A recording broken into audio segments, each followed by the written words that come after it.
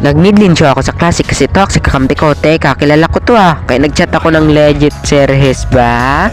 At ang sabi niya, fake. Fake. At kahit fake ka, itatarget lang pa rin kita.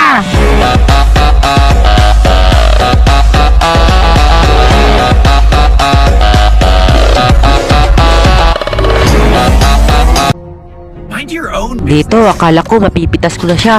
At yun, ako pang nauna. Grabe, palong-palo. Don't listen. Siyempre, babawi ang kontrabida. Just awesome. So, ayan, tipi sa mukha. Dito, balak ko sana siyang tiktokan. Kaso, ako pa yung natiktokan.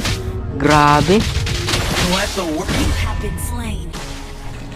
Dito, tamang abang lang sa bush para pitasin siya. Matulog ka muna, boy. At dito, napasabi na lang siyang parang bumabalagbag ah.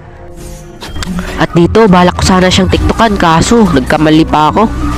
Awit. Oy, ako pang hinamon.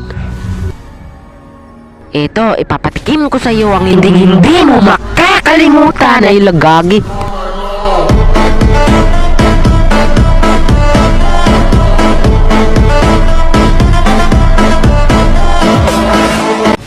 Grabe, one shot ako dun ah. At dito, napitas na naman ako.